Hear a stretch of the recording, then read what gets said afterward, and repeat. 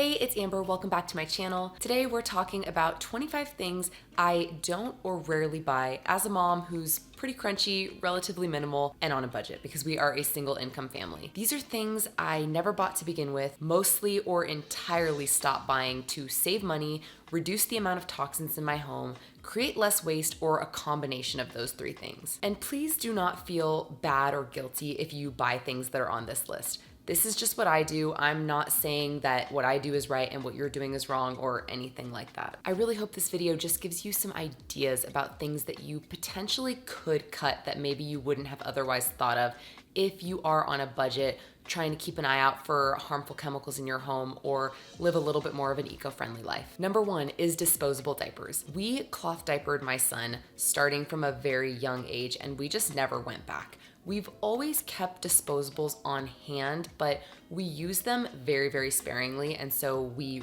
rarely need to buy them. And I initially wanted to cloth diaper because it's a more eco-friendly diapering option, but it has saved us so much money. The second thing is plastic battery operated toys. Kai has a small handful of these kinds of toys, most of which were gifts, but they're cheaply made and he just gets bored of them kind of quickly. Most of them have a button or a couple of buttons and you push the button, the thing lights up, and that's it. So once he's done pushing the button, he's done usually with the entire toy. We try to focus on getting toys that are better quality, open-ended toys that you can do multiple things with, and toys that really engage his imagination and creativity. They tend to be a little bit more expensive, but I feel like we have far fewer toys and need to buy less toys because the toys that we do usually get for him keep his interest for a much longer time. Number three is baby food, and we are like so far out of the baby food phase, but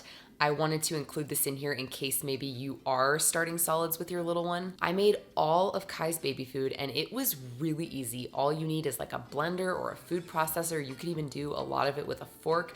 I loved knowing exactly what was in his food. I also loved that kind of like baby-led weaning, I could just make little bits of what we were already having for dinner for the most part for him. The fourth thing is new kids' clothes. Alex and I initially started thrifting baby clothes out of necessity because I was laid off from my job exactly 1 week before Kai was born. And Alex did not have the job he has right now. So we had to take a good hard look at our finances and our spending habits. And thrifting baby clothes was something that we originally started doing to save money. At this point, we don't necessarily have to thrift for kids' clothes, but I still do because I've just found that a lot of things that I find at thrift stores are in great condition. It's not gross. I was never a thrifter before this, but this is what really got me hooked on it. A lot of times you wouldn't necessarily know that his clothes are thrifted. And so I've also continued to do it because babies and toddlers and little kids also just grow out of their clothes so quickly. Babies and toddlers especially get their clothes messy and stained, whether it's like food or dirt, or if it's a baby, like poop, things like that. So I love not needing to worry about Kai as a toddler getting his clothes dirty because they were super expensive and brand new. The fifth thing is new kids' books. The majority of Kai's books are thrifted, and just like the clothes, they are in great condition. I personally love thrifting for little kids' books because it's fun to try and find kind of vintagey books that I had when I was a kid, and also kind of like the kids' clothes.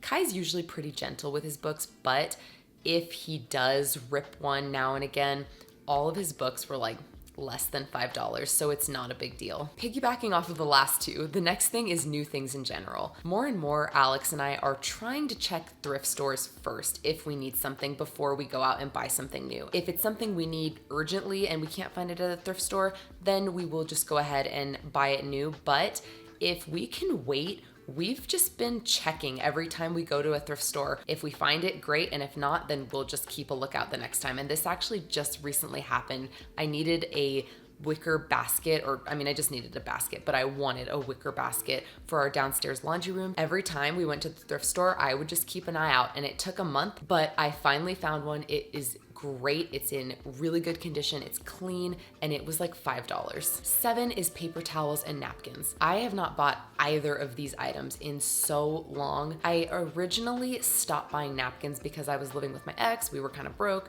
and I was just trying to save money wherever I could. So I bought cloth napkins, which I still have. This is like 10 years later.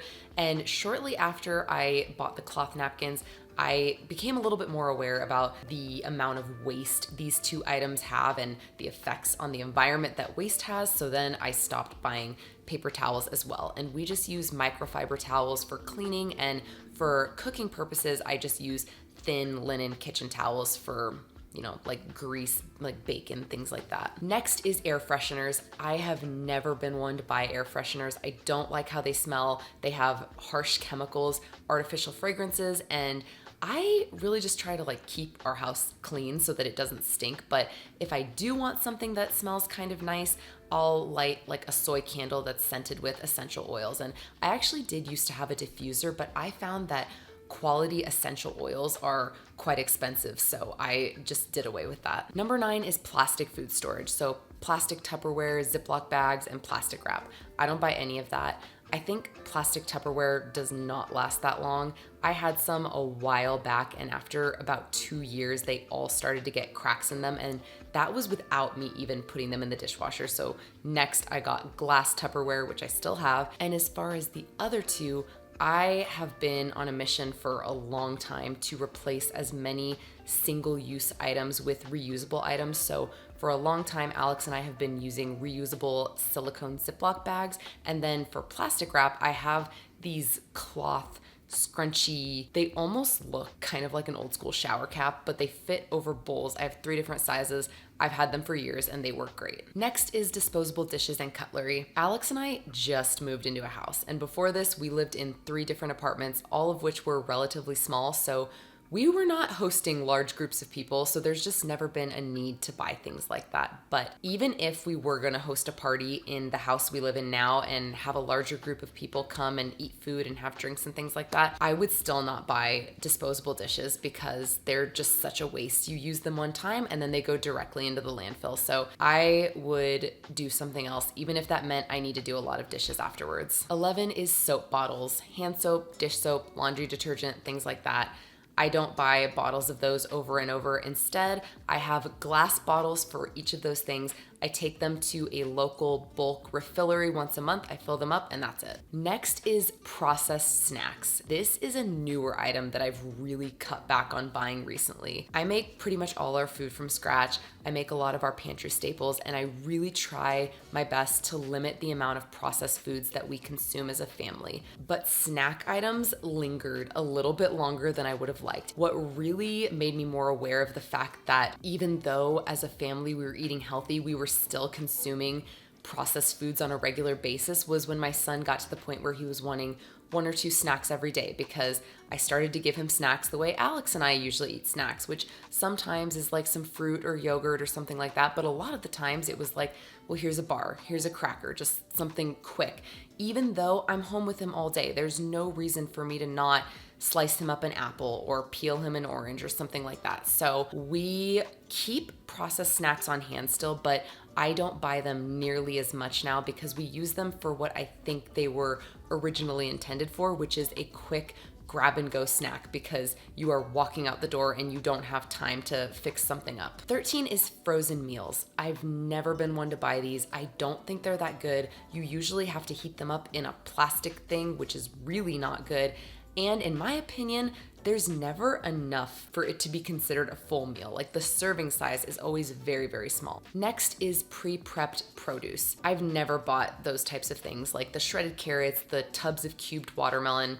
I don't even look at those when I go to the grocery store. I personally don't feel like it takes that much more time to prep my own produce, and I feel like I'd be sacrificing quality and freshness if I bought those types of things. Plus, I don't look at them, so I actually don't know, but I would assume that those items would be significantly more expensive than just the whole food item because you're paying for the convenience. 15 is bottled water. Now that Alex and I live in a home, we'd like to get an under-the-counter water filtration system, but we've been using a stainless steel Berkey filter and I love it. We had a plastic one like years ago and I'm so glad we switched, especially knowing everything we know now about plastic and how it just leaches into everything. I would never ever buy one of those big multiple gallon water dispensers if I had to go back and get something else. And same goes for water bottles. They create so much waste for the environment. They're not good. We just have reusable water bottles and we wash them and refill them. Even when we're traveling, Alex and I have never had a hard time finding places to fill up our water bottles. 16 is alcohol, and I can tell you now, this one will not be forever because Alex and I are not against moderate alcohol consumption, but I stopped drinking right after Alex and I got married because we immediately started trying to get pregnant, and he has never drank that much to begin with, so in the last couple years, most of the alcohol we've had was actually gifted to us, and we haven't needed to buy it, but recently Alex decided he wanted to just stop drinking for now entirely as well, so there's no reason for us to buy it at all. 17 is soda. I have not had the desire to drink soda since I was a teenager. I did like it in a mixed drink in my early 20s, but even that doesn't sound good now, so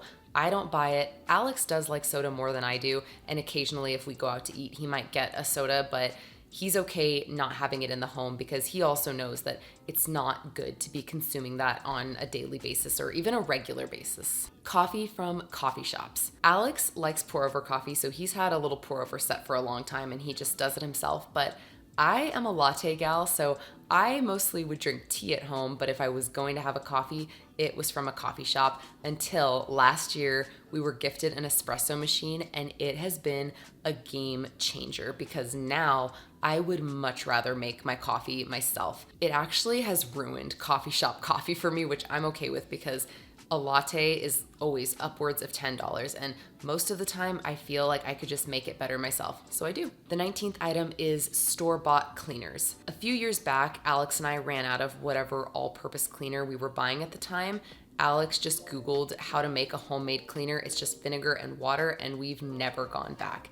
It is so effective. I use it on everything, like the kitchen, the windows, mirrors, the bathroom, everything. And I love that it's completely safe and I don't have to worry about Kai getting his hands on it. We're just gonna call number 20 laundry extras. I'm talking about like fabric softeners, dryer sheets, those types of things. We just use laundry detergent and that is it. I actually feel like fabric softeners and things like that are just a gimmick that companies knew if they put fabric softener on a bottle, someone is gonna walk by it and be like, oh yeah, that sounds nice. I need that, because I've never once found myself feeling like I need any of those things. And even for stains, I usually just put a stained shirt out in the sun and the stain goes away. Next is pads. I've been using reusable period panties for a long time. There's different styles, different thicknesses. If your flow is like heavier or lighter, they're great. And I wish that I could add tampons to this list, but unfortunately, I have tried 3 different menstrual cups and I cannot get any of them to work for me, so I still have to buy tampons. 22 is jewelry. I'm just not a jewelry person, never have been. I feel like it's kind of uncomfortable to wear. I feel like it gets in my way. I've got like a watch, I have a few earrings, a couple necklaces, and see, sometimes I don't even wear my wedding ring. That's how much of a jewelry person I'm not. I used to buy it thinking that if I had it on hand, I'd be more tempted to wear it, and I never did, so I just stopped buying it. 23 is manicures and pedicures. I actually prefer nothing on my fingernails. I like the way my nails look, and I don't want to worry about like chipped nail polish or anything like that.